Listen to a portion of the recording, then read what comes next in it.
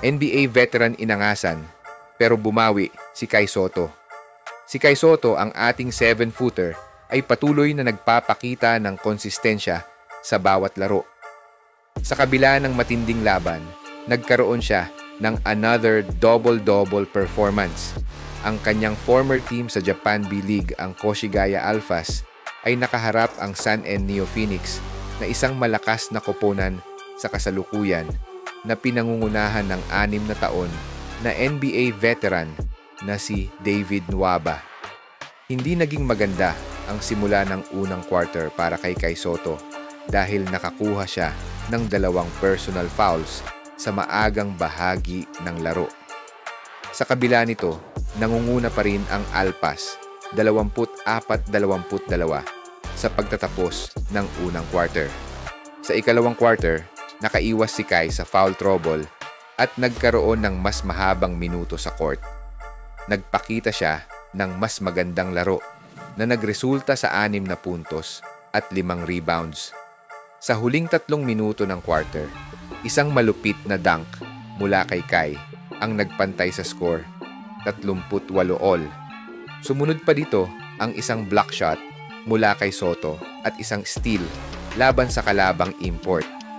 Bumawi naman si David Nwaba para sa Sun-En at pagkatapos ay tinitigan si Kai matapos nitong makuha ang block. Sa pagtatapos ng ikalawang quarter, nakaposte si Kai sa ilalim at gumawa ng isang 2-point bank shot, kaya't nag-tape ang Alpas sa 40-52. Lamang ng 3 ang Sun-En Neo Phoenix. Pagpasok ng third quarter, sa simula ng third quarter, gumawa ng fast break 2-pointer si Nwaba, pero sumagot si Kai Sotto ng isang long floater na nagpantay sa score sa 47.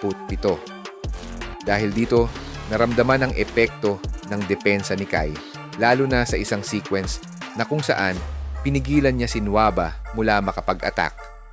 Higit pang nakapag-contribute si Kai sa kanyang 8 rebounds at patuloy na nagpapakita ng solidong all-around performance. Kasama ang assist na ginawa ni Kai para sa isang 3-pointer ng kanyang teammate.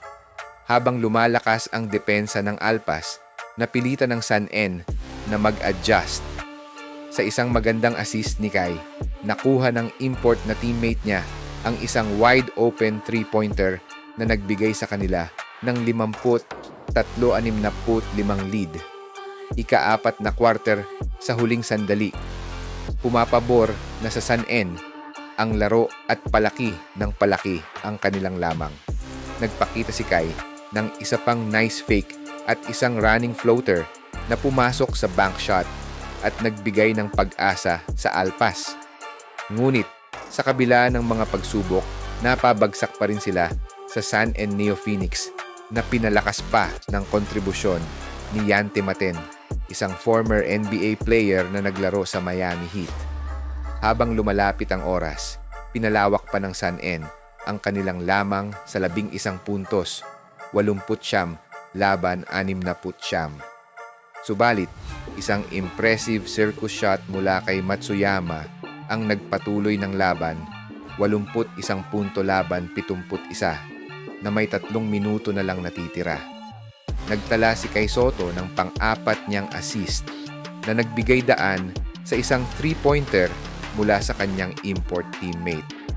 Ngunit kulang na sa oras ang Koshigaya Alphas at natapos ang laban na may lamang na 80-27 para sa Sun-En Neo Phoenix. Final stats ni Kai Sotto, bagaman natalo, isang solidong performance pa rin para kay Kai Sotto. 15 puntos, 13 rebound at 4 na assists. Ipinakita ni Kai na kaya niyang mag-contribute sa iba't ibang aspeto ng laro at patuloy ang kanyang pag-improve sa liga.